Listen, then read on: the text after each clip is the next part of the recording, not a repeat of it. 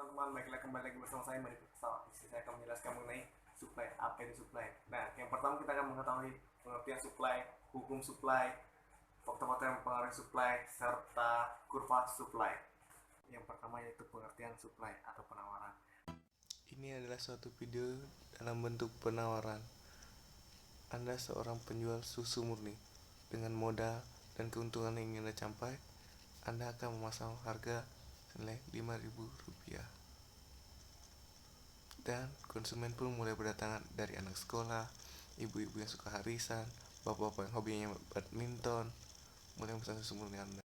Bisa disimpulkan bahwa pengertian dari supply adalah Jumlah barang atau jasa yang ditawarkan, yang tersedia dan ditawarkan kepada konsumen dalam tiket harga tertentu dan dalam jangka waktu tertentu.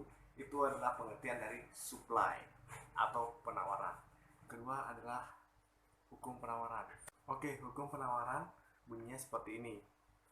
Semakin tinggi harga barang, maka semakin banyak barang yang akan ditawarkan. Sebaliknya, jika semakin rendah harga barang, maka semakin rendah pula penawaran yang akan diberikan. Itulah bunyi hukum penawaran.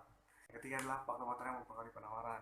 Yang pertama itu adalah harga barang itu sendiri. Mengapa harga barang itu sendiri dapat mempengaruhi penawaran? Misalnya barang A harganya 10.000 dan barang B harganya 5.000. Otomatis orang akan lebih banyak menawarkan barang A karena dia bisa mendapatkan keuntungan lebih tinggi. Yang kedua adalah harga barang pengganti. Jika harga barang penggantinya itu lebih rendah, maka otomatis konsumen akan berpindah untuk membeli bahan pengganti itu. Jadi penawaran untuk barang A tadi akan semakin menurun akibat konsumen berpindah ke barang pengganti tersebut. Yang ketiga adalah bahan pokok atau biaya produksi. Mengapa hal itu mempengaruhi penawaran?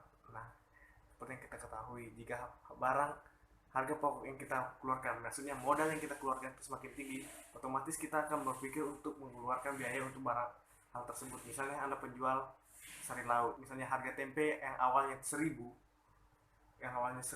kemudian naik 3000 satu bungkus, harga tempe itu adalah satu bungkus 3000, maka Anda akan menaikkan harga tempe itu sendiri untuk mendapatkan keuntungan lebih tinggi, atau mengurangi jumlah produksi Anda karena harga bahan pokoknya lebih tinggi dan lebih memperbanyak misalnya dalam menu yang lain seperti itu. Keempat adalah kemajuan teknologi. Kenapa kemajuan teknologi bisa mempengaruhi penawaran? Karena melalui teknologi kita akan lebih mudah untuk memasarkan barang itu sendiri. Jadi dengan teknologi kita akan mendapat memasarkan barang-barang kita itu lebih mudah seperti itu. Yang kelima itu adalah pajak. Mengapa pajak mempengaruhi dalam penawaran? Pajak, semakin tinggi pajak maka orang akan menjual barang itu semakin sedikit karena dia berpikir untuk membayar pajaknya saja tinggi, buat apa kita membayar biaya produk ini pajaknya tinggi. Yang terakhir adalah harapan. Jika harapan Anda misalnya kita sudah menjual barang ini dengan harga seperti ini, biaya produksi kita rendah di tahun ini, kemudian harga itu bukan naik, otomatis Anda akan menyiapkan barang ini lebih banyak di awal, kemudian Anda untuk menjual lebih di tahun ke depan. Nah, itu adalah prediksi agar kita mendapatkan keuntungan yang lebih tinggi. Baiklah teman-teman, yang terakhir kita akan membahas mengenai kurva penawaran. Bagaimana kurva penawaran itu kita bisa lihat di sini. grafik berikut ini menunjukkan hubungan antara harga dan jumlah penawaran dari sudut pandang pengusaha. Semakin tinggi harga barang, para pengusaha akan terus menambah jumlah barang dagangannya untuk mendapatkan keuntungan yang lebih tinggi. Hal ini biasa disebut dengan kurva penawaran.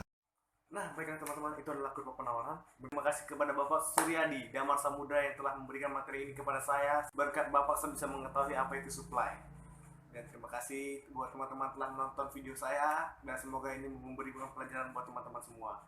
Oke, sampai jumpa, see you again. Sampai jumpa.